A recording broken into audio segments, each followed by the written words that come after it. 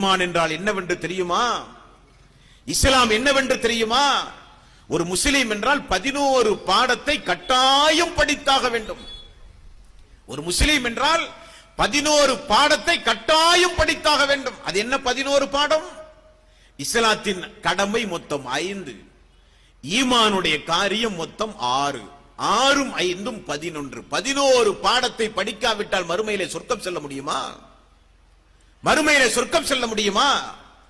இஸ்லாத்தினுடைய தலையாய காரியம் அஷ்ஹது அல்லா இலாஹ இல்லல்லாஹ். ஈமானுடைய தலையாய காரியம் ஆமன்து பில்லாஹ், அல்லாஹுவை நம்புவது.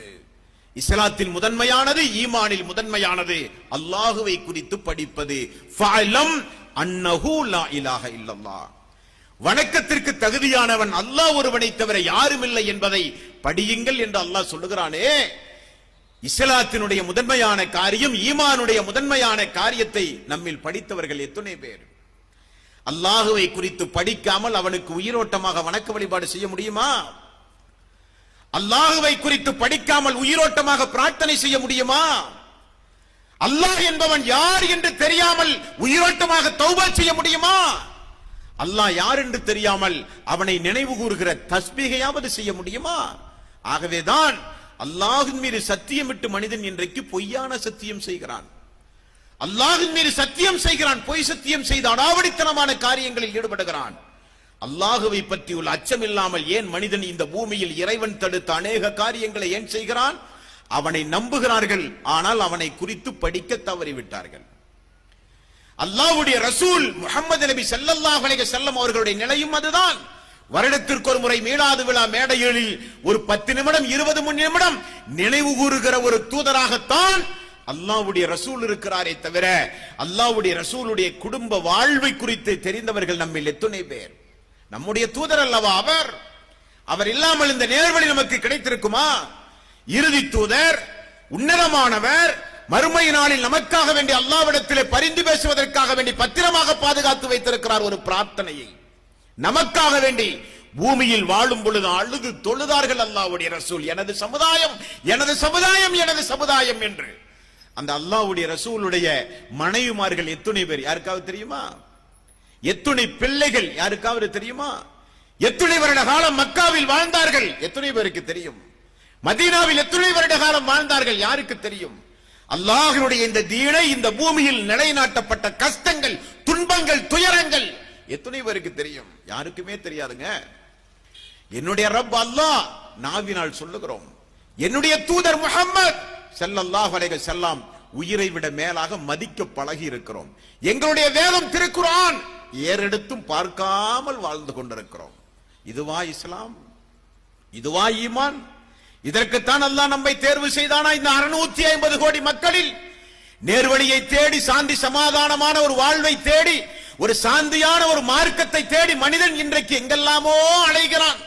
ஆனால் சட்டை காலரில் அழுக்குப்படியாமல் கூட நமக்கு இலகுவாக அல்லாஹ் இந்த மார்க்கத்தை தந்தான். இந்த மார்க்கத்திற்கு செய்த நன்றி கடன் என்ன?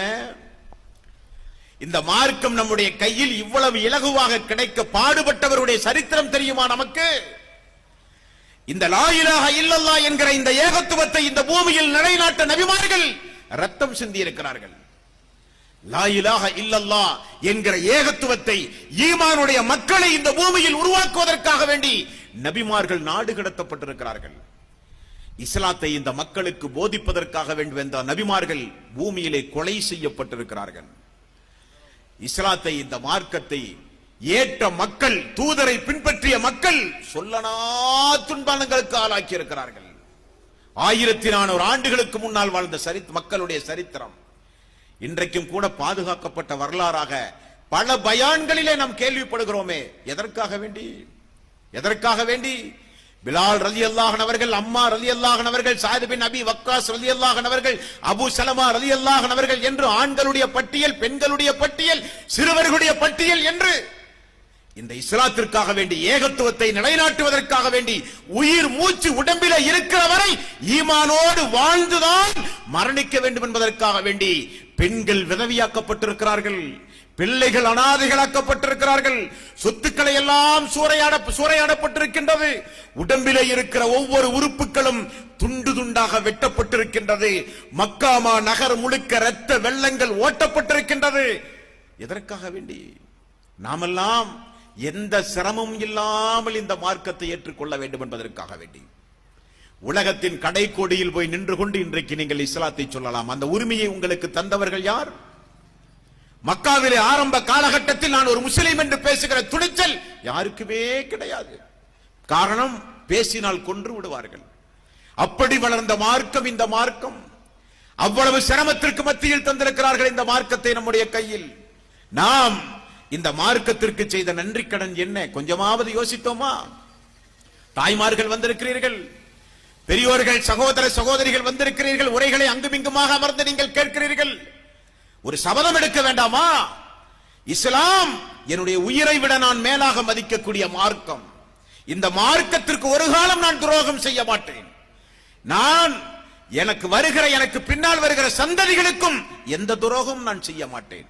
நான் மரணிப்பதற்கு முன்னால் இந்த மார்க்கத்தை நான் படிப்பேன், மார்க்கத்தின்படி நான் நடப்பேன். இந்த மார்க்கத்தை நான் மரணிப்பதற்கு முன்னால் பிற மக்களுக்கு, ஒரு மனிதனுக்காவது நான் எடுத்து சொல்லித்தான் நான் மரணிப்பேன் என்று சபதம் எடுத்திருக்கிறோமா நாம்? அதன்படி செயல்படுகிறோமா நாம்? எந்த நேரமும் மரணம் வரலாமே. மரணத்திற்கு நோயோ ஆரோக்கியமோ தடை இல்லையே. மரணத்திற்கு வயது வரம்பு தடை இல்லையே. மரணத்திற்கு முதுமை, இளமை எந்த காரணமும் இல்லையே. இறைவன் எப்பொழுது அழைத்தாலும் செல்ல தயாராக இருக்க வேண்டும். முடியாது என்று எங்கு ஓடி ஒளிய முடியாது. திடீரென அது சம்பவித்தால், அல்லாஹ் நமக்கு ஒரு மார்க்கத்தை தந்தானே, எந்த அமலும் செய்யாமல் மரணிக்க போகிறேனே. நம்முடைய வீதிகளிலே வந்து நின்று கொண்டு இரவு முழுக்க பேசினார்களே, ஈமானோடு இறுதி மூச்சோடு உடம்பிலே இருந்து உயிர் பிரியும் போது அஷ்ஹது அல்லா இலாஹ இல்லல்லாஹ் அஷ்ஹது அன்ன முஹம்மதர் ரசூலுல்லாஹ் என்கிற திருக்கலிமாவை மொழிந்த நிலையில் உங்களுக்கு மரணம் வர வேண்டும், அதற்காக வேண்டி பாடுபடுங்கள் என்று சொன்னார்களே. பொடும்போக்காக இருந்தோமே, மரணம் வந்து விட்டதே என்று கை சேதப்பட்டால் ஒரு பயனும் கிடையாது, ஒரு பயனும் கிடையாது.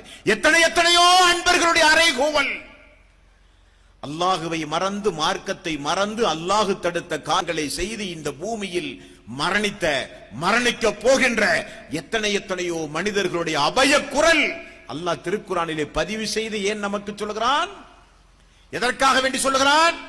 فَيَقُولَ رَبِّ لَوْلَا أَخَّرْتَنِي إِلَى أَجَلٍ قَرِيبٍ فَأَصَدَّقَ وَأَكُن مِّنَ الصَّالِحِينَ. அல்லாஹ் மரண நேரத்தை கொஞ்சம் பிற்படுத்தியா அல்லாஹ்? உடம்பிலே இருந்து உயிர் பிரிகிற அந்த நேரத்தில் மனிதன் போடுகிற ஒரு கூப்பாடு, அல்லாஹ் கொஞ்சம் பிற்படுத்தியா அல்லாஹ்? நாங்கள் எங்களுடைய சொத்துக்களை எல்லாம் உன்னுடைய பாதையிலே செலவு செய்து முஸ்லீமாக மரணிக்க எங்களுக்கு கொஞ்சம் அவகாசம் தாயா அல்லாஹ். ஏன்? பொடும்போக்காக உலகத்தில் வாழ்ந்ததனுடைய நிலைமை எல்லாம் யாரும் சொல்லித் தெரிய வேண்டிய அவசியமே இல்லைங்க. மரணம் ஒவ்வொரு மனிதர்களுக்கு வரும் என்பதற்கு மாநாடு நடத்த வேண்டிய அவசியம் இல்லை. எத்தனையோ பேர்களை இழந்து விட்டோமே குடும்பத்தில். சென்ற மாதம் நம்மோடு இருந்தவர்கள் இந்த மாதத்தில் நம்மோடு உண்டுமா? கடந்த ரமலானில் நம்மோடு நோன்பு நோட்டவர்கள் இந்த ரமலானில் நம்மோடு உண்டுமா? இல்லையே.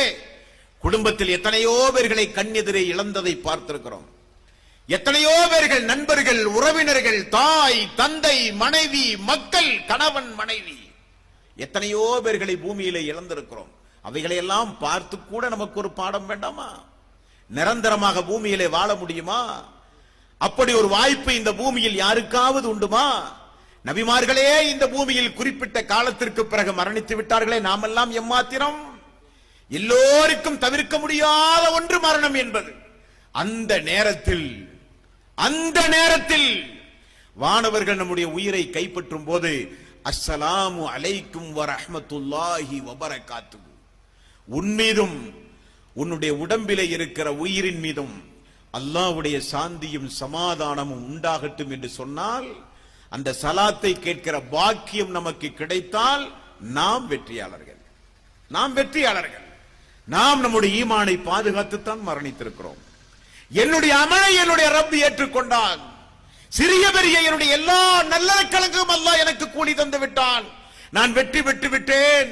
வானவர்கள் எனக்கு நல்வாழ்த்து சொல்லி என்னுடைய உயிர்களை கைப்பற்றுகிறார்கள், நான் வெற்றி அடைந்து விட்டேன் என்கிற அந்த ஒரு செய்தி கடைசி நிமிடத்தில் நம்முடைய காதுகளிலே விழுகிறது பார்த்தீர்களா? அதுதான் நம்முடைய இறுதி வெற்றிங்க.